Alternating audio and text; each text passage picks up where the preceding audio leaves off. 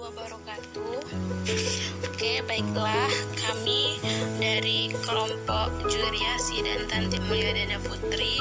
Di sini kami akan mempresentasikan materi kami, yaitu mengenai konsep validitas dan reliabilitas, di mana yang akan menjelaskan pertama kali adalah saya sendiri, yaitu mengenai konsep validitas.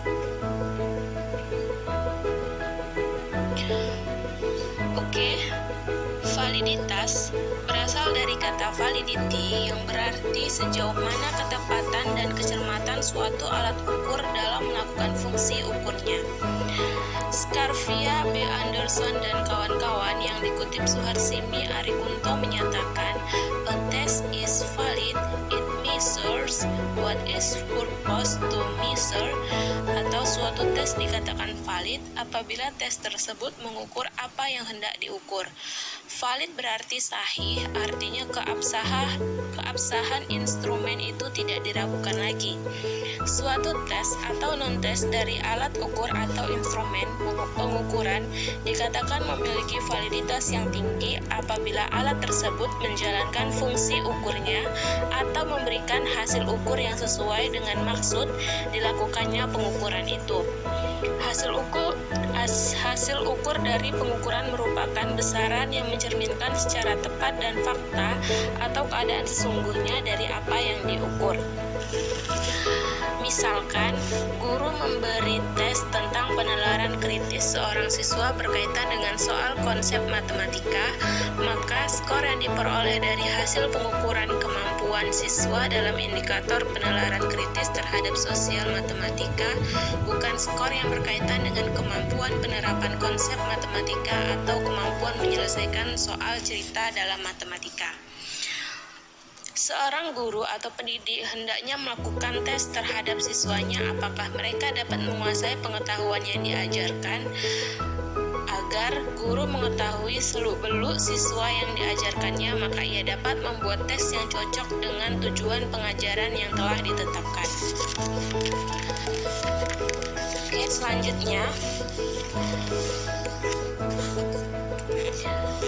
validitas secara umum dibagi menjadi dua, yaitu validitas teori dan validitas empirik. Pembagian lain dari macam validitas menjadi 4 bagian, yaitu validitas isi, konstruk, kongruen, dan prediksi. Nah, di sini ada validitas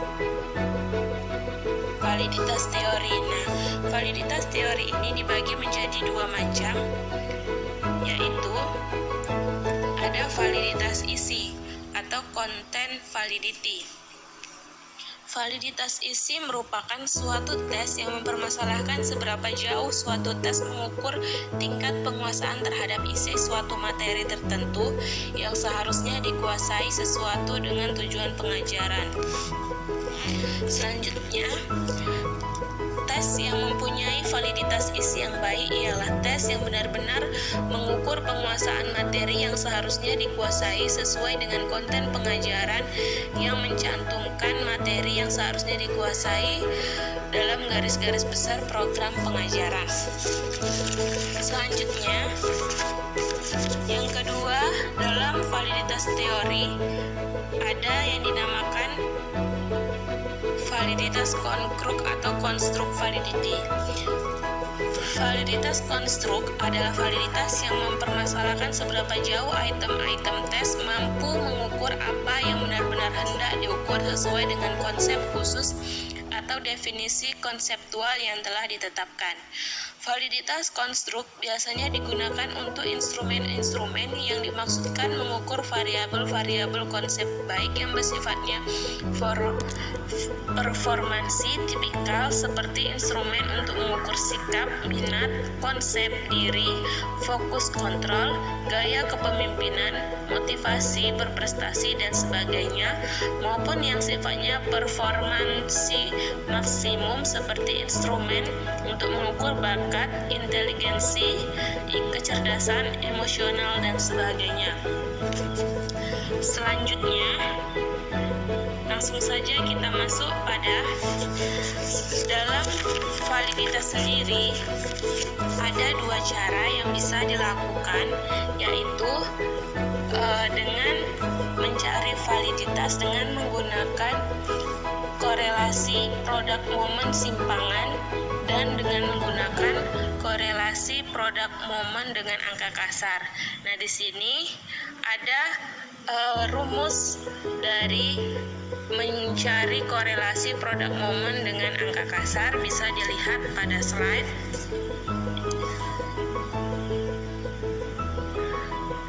Di mana dalam rumus tersebut bahwa N yang menyatakan banyaknya peserta tes, X sebagai skor butir soal, Y sebagai skor total, R, X, Y sama dengan koefisien korelasi antara variabel X dan Y. Nah, untuk mengetahui apakah korelasi produk momen dengan angka kasar ini valid atau tidak, ada dua kriteria, yaitu yang pertama, jika hasil perhitungan korelasi antara R, X, Y lebih besar dari R tabel, maka disebut valid. Dan yang kedua, jika hasil perhitungan korelasi R, X, Y lebih kecil atau sama dengan R tabel, maka hasilnya tidak valid. Oke, selanjutnya di sini saya akan memberikan sebuah contoh dari hasil tes matematika dan ulangan harian, di mana tes matematika dinyatakan dengan X dan ulangan harian dinyatakan dengan Y. Bisa dilihat pada slide.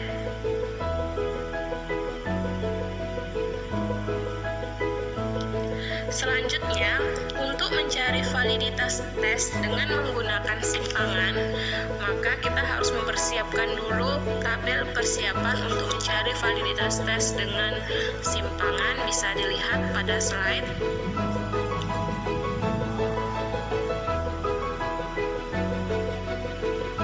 Oke, kita lanjutkan. Kita akan mencari korelasi produk momen dengan menggunakan simpangan.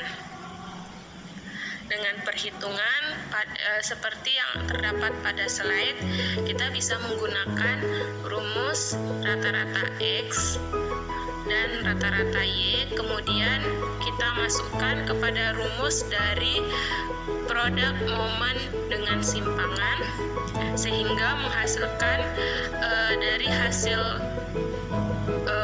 hitung rumus, maka diperolehlah bahwa produk momen dengan simpangan nilainya adalah 0,744. Selanjutnya, kita akan mencari validitas tes dengan menggunakan angka kasar, di mana tabel yang harus kita persiapkan adalah seperti yang terdapat pada slide.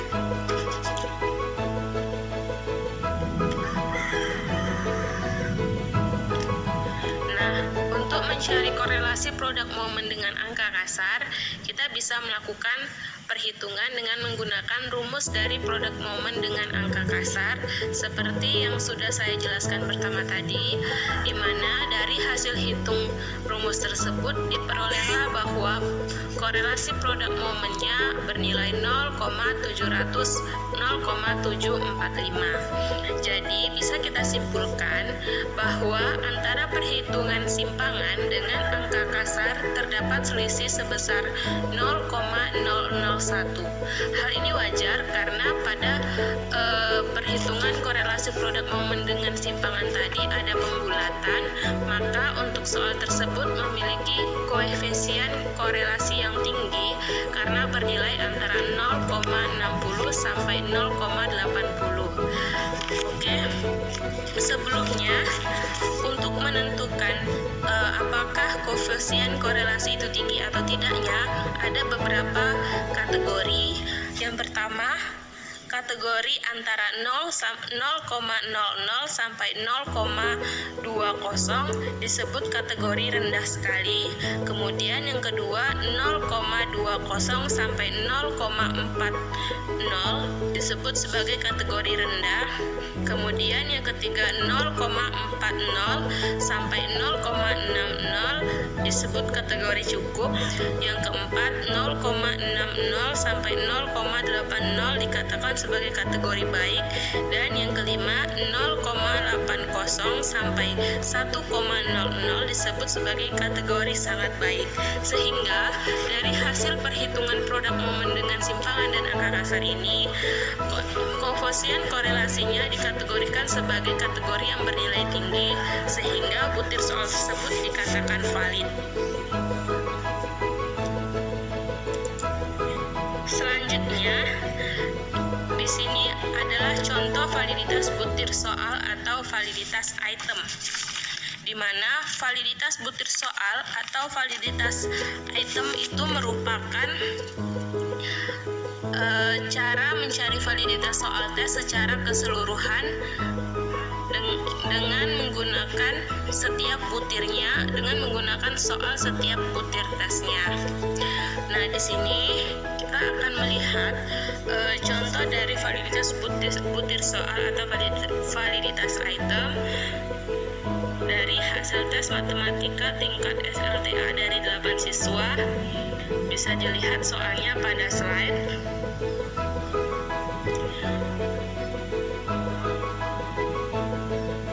Kemudian dari data soal, karena di sini di slide yang tadi di situ ditanya bahwa validitas soal atau item tes pada soal nomor 6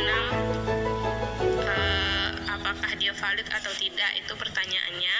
Maka di sini yang akan kita cari adalah validitas soal nomor 6, di mana pada soal-soal berbentuk objektif seperti yang kita contohkan ini, bagian item yang dijawab benar itu bernilai 1 dan yang dijawab salah bernilai 0. Bisa kita lihat pada tabel. Kemudian dari tabel tersebut kita bisa melakukan perhitungan dengan menggunakan dua macam, yaitu yang pertama dengan produk momen Spearman dan dengan menggunakan koefisien korelasi biserial. Produk momen Spearman bisa kita lihat pada slide rumusnya, di mana keterangannya untuk R bis itu dikatakan sebagai koefisien korelasi biserial, untuk MB itu dikatakan sebagai rata skor dari subjek yang menjawab benar bagi item yang dicari validitasnya, untuk MT itu disebut sebagai rata skor total, untuk SD itu disebut sebagai standar deviasi dari skor total, untuk P itu disebut sebagai proporsi siswa yang menjawab benar, dan untuk Q itu disebut sebagai proporsi siswa yang menjawab salah. Untuk menghitung nilai dari komponen rumus koefisien korelasi biserial, bisa kita menggunakan rumus sebagai berikut, yaitu rumus MP sama dengan MP tadi adalah rata skor dari subjek yang menjawab benar bagi item yang dicari validitasnya. Dari MP ini diperolehlah hasilnya adalah 6,17. Kemudian untuk MT atau rata skor total diperolehlah hasilnya 5,75. Sehingga untuk SD-nya kita bisa menggunakan kalkulator hitung, sehingga diperolehlah standar deviasi dari skor total adalah 1,7139.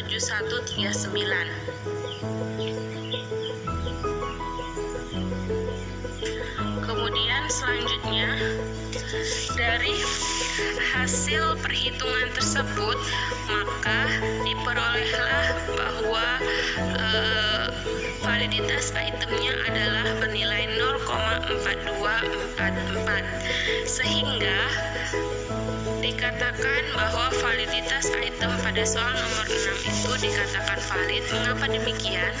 Karena pada R tabel lebih kecil atau pada R hitung lebih besar daripada R tabel, sehingga validitas item pada nomor 6 ini dikatakan valid.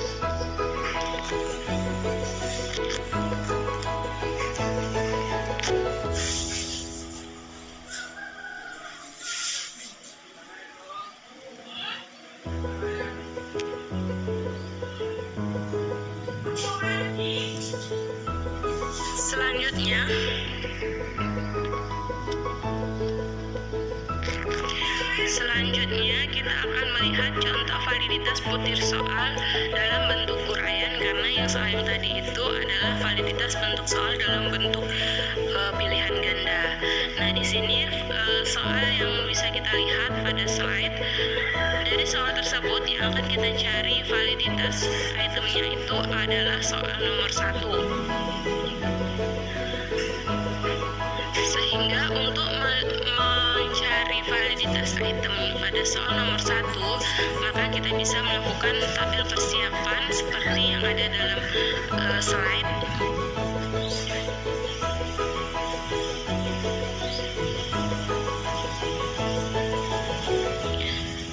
Sehingga dari slide tersebut maka kita dapat untuk memperoleh validitas item pada soal nomor 1, kita bisa menggunakan rumus dari produk momen dengan angka kasar seperti pada slide, sehingga tinggal kita masukkan saja dalam rumus bahwa n-nya itu bernilai 10, kemudian jumlah dari x-nya itu bernilai 1699, kemudian jumlah dari x-nya 50, kemudian jumlah dari y-nya 346. Tinggal kita masukkan ke dalam rumus, sehingga dari perhitungan tersebut diperolehlah hasilnya min 0,2259. Nah, jadi dari perolehan nilai R, kemudian setelah kita mendapatkan R x-nya yang merupakan R hitung, maka kita juga harus menguji hasilnya dengan menggunakan uji R hitung dengan menggunakan rumus yang ada pada slide, sehingga diperolehlah hasil dari R hitung ini bernilai min 0,6558. Sehingga kesimpulannya, karena diperoleh nilai R sama dengan min 0,6558 dan nilai R tabel sama dengan min 0,2259, maka berarti kriteria yang diperoleh adalah R hitung, maksud saya R tabel lebih kecil atau sama dengan R hitung lebih kecil atau sama dengan R tabel, maka soal nomor 1 itu dikatakan tidak valid.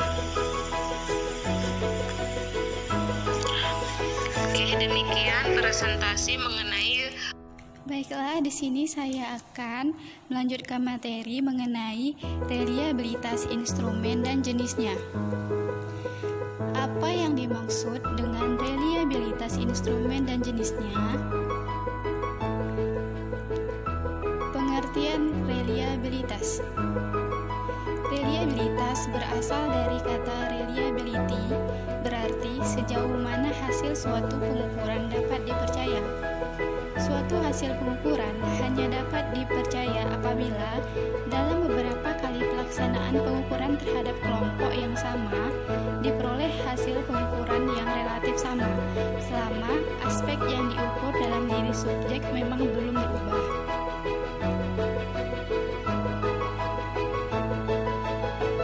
Konsep reliabilitas. Yang pertama, konsep reliabilitas dalam arti reliabilitas alat ukur berkaitan erat dengan masalah error pengukuran, di mana error pengukuran menunjukkan sejauh mana inkonsistensi hasil pengukuran terjadi apabila dilakukan pengukuran ulang terhadap kelompok subjek yang sama. 2. Konsep reliabilitas dalam arti reliabilitas hasil ukur berkaitan dengan error dalam pengambilan sampel yang mengacu pada inkonsistensi hasil ukur apabila pengukuran dilakukan ulang pada kelompok yang berbeda. Salah satu syarat agar hasil ukur suatu tes dapat dipercaya ialah tes tersebut harus mempunyai reliabilitas yang memadai. Hasil pengukuran dikatakan mempunyai reliabilitas yang tinggi jika hasil pengukuran pertama hampir sama dengan hasil pengukuran kedua. Begitu pula sebaliknya, hasil pengukuran mempunyai reliabilitas yang rendah bila hasil pengukuran pertama jauh berbeda dengan hasil pengukuran kedua.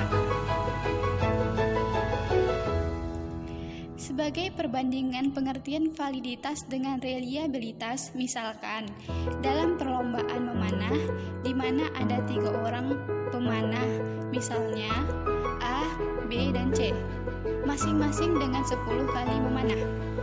Hasilnya sebagai berikut. Skor A 10, 10, 9, 9, 9, 9, 8, 8, 8, 8. Skor B 9, 9, 9, 8, 8, 8, 8, 8. Skor C 10 sampai seterusnya 10. Hasil bidikan itu maka A mempunyai skor yang tidak valid dan tidak reliabel. Bidikannya tidak tepat dan tidak tetap atau mantap. B valid dan reliabel. Bidikannya tepat dan tetap atau ajak. Dengan demikian dapat dikatakan suatu tes bila dikatakan valid, maka kecenderungan tes itu juga reliabel. Sementara itu, bila tes dikatakan reliabel, belum tentu tes itu valid.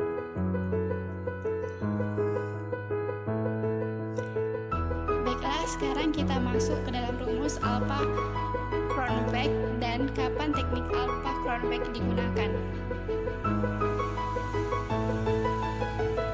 Kita juga harus mengukur reliabilitas dari instrumen penelitian. Reliabilitas adalah ketetapan atau keajengan hasil yang diperoleh dari suatu pengukuran. Analisis reliabilitas tes uraian umumnya menggunakan rumus Alpha-Cronbach. Jadi, rumus Alpha-Cronbach ini digunakan pada tes uraian. Rumusnya yaitu R11 sama dengan K per K kurang 1 dikali 1 dikurang sigma theta B kuadrat per theta T kuadrat dengan varian theta T sama dengan sigma X kuadrat dikurang sigma X dipangkatkan 2 dibagi N per N. Keterangan R11 sama dengan nilai reliabilitas K banyaknya item pertanyaan, sigma theta B kuadrat sama dengan jumlah varians butir, theta T yaitu varians total, X skor tiap soal, N banyaknya sisa. Contoh soal instrumen tes pemahaman konsep untuk menentukan reliabilitas tes uraian. Satuan Pendidikan SMP 05 Kota Tangerang Selatan kelas 11 semester ganjil. Materinya pemahaman garis lurus dan sistem persamaan linear 2 variabel. Kita bisa membaca soal pada soal yang berikut. Gambarlah 1. Gambarlah garis dengan persamaan 4x tambah 3y sama dengan 12. Tentukan gradien garis yang melalui titik 0 dan titik A negatif 20,25. Tentu 4. Tentukan persamaan garis yang melalui titik 7, negatif 2 dengan gradien 3. 5. Tentukan persamaan garis yang melalui titik 3,6 dan titik 1,10. 6. Perhatikan persamaan berikut. 1. 2x tambah y kurang 4 sama dengan 0. 2. X tambah 2y kurang 8 sama dengan 0. Tentukan apakah pasangan garis 1 dan 2 saling tegak lurus atau sejajar. Jelaskan alasanmu. 7. Tentukan persamaan garis lurus yang melalui P 4,3 dan sejajar dengan garis 3x kurang y kurang 6 sama dengan 0.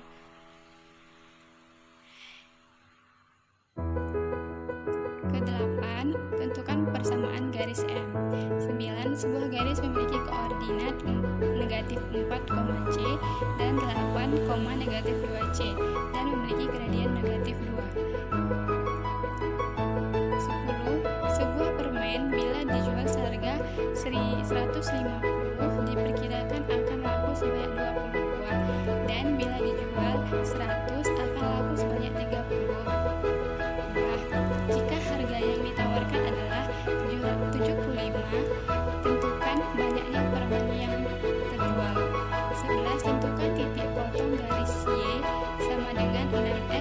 plus 1 dan Y sama dengan negatif 2X tambah 5.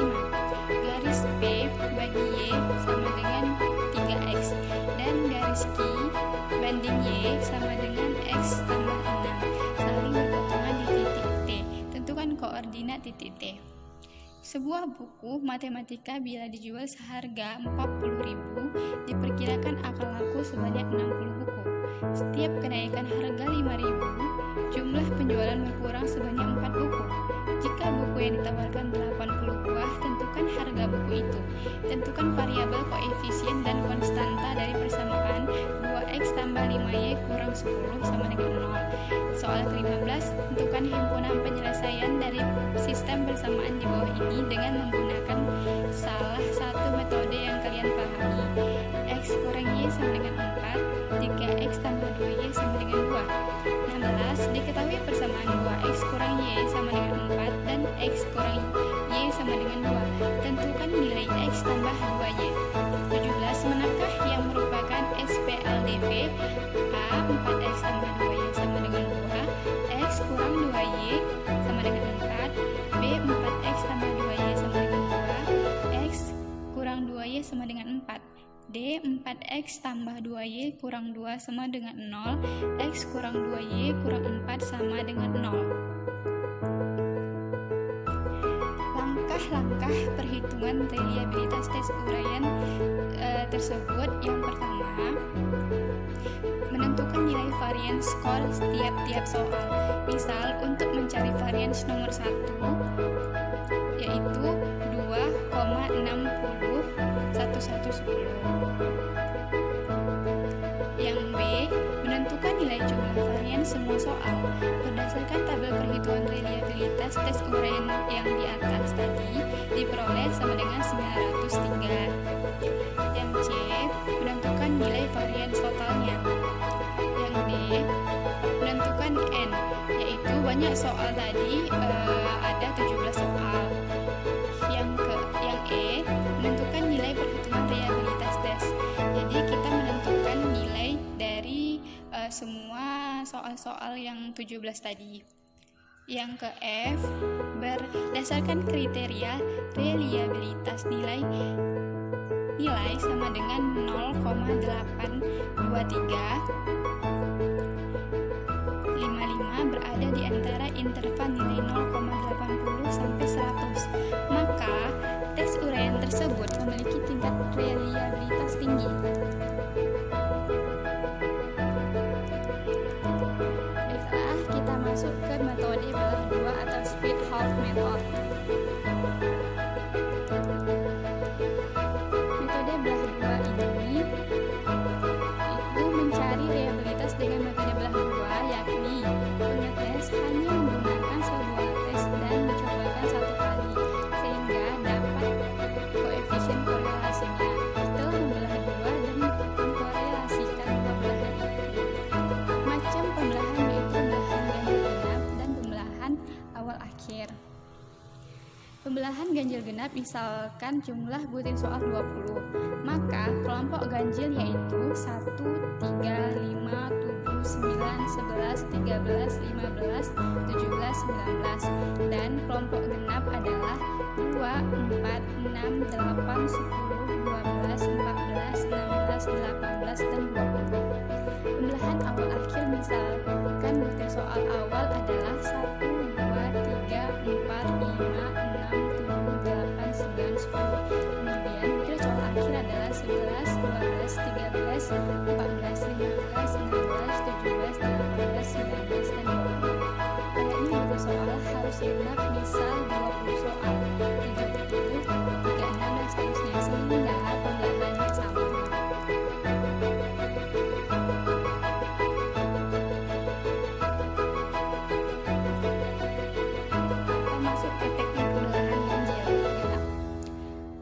Reliabilitas digunakan untuk mengetahui konsistensi alat ukur, apakah dapat diandalkan dan konsisten jika dilakukan pengukuran berulang dengan instrumen.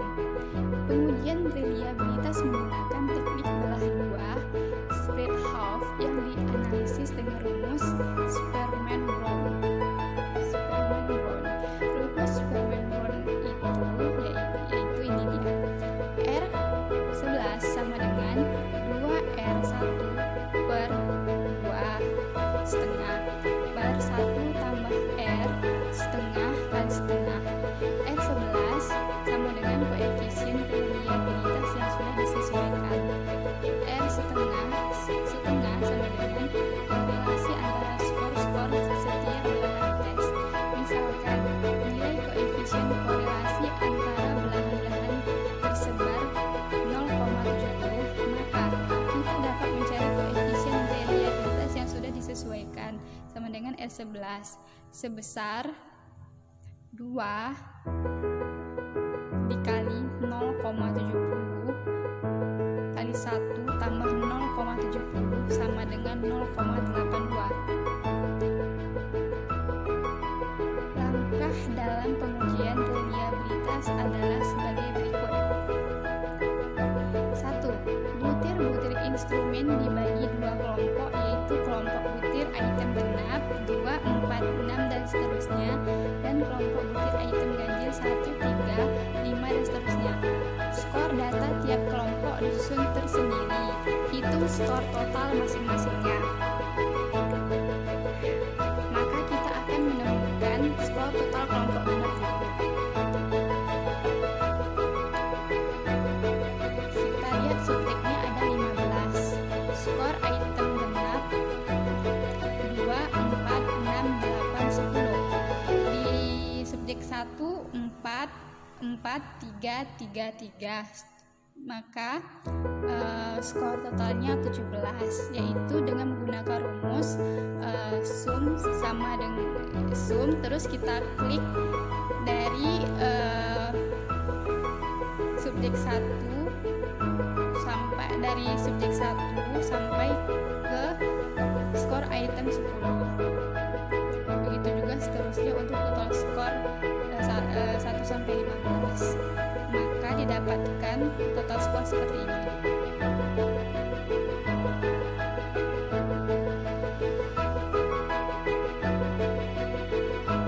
Lanjut ke total kelompok ganjil. Sama seperti yang tadi, kita menggunakan untuk total skornya itu sum, klik dari 1 sampai 9. 1, 3, 5, 7, 9 tersebut. Ini dia skor total kelompok ganjil. Lanjut ke selanjutnya ada 4. Hitung korelasi antara skor total kelompok genap dan skor total kelompok ganjil. Maka akan didapatkan seperti berikut.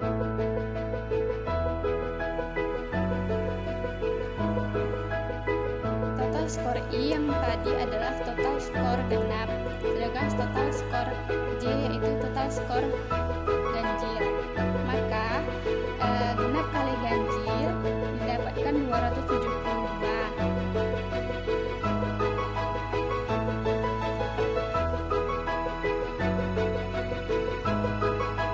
Kita juga bisa melihatnya pada slide berikut.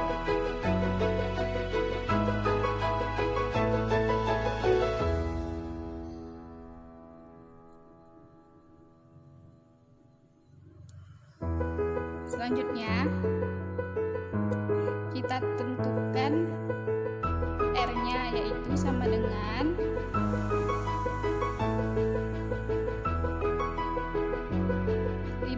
kali 3.585 dikurang 229 dikali 229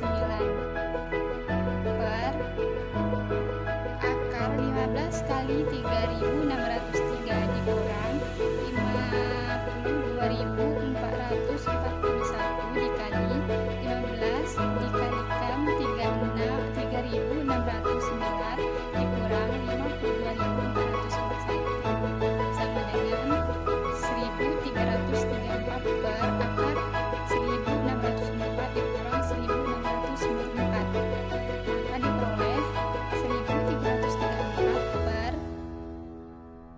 1648,386. maka hasilnya yaitu 0,809 dan koefisien korelasi dimasukkan ke dalam rumus Sperman-Brown sebagai berikut. RI sama dengan 2R per 1 tambah R sama dengan 2 dikali 0,809 per 1 tambah 0,809 sama dengan 1618 per 1,809, maka diperoleh 0,895. Diperoleh nilai reliabilitas 0,895. Berdasarkan uji coba, nilai ini sudah reliabel karena lebih besar dari 0,600. Jadi, instrumen yang digunakan sudah reliabel, maka instrumen dapat digunakan untuk pengukuran dalam rangka pengumpulan data.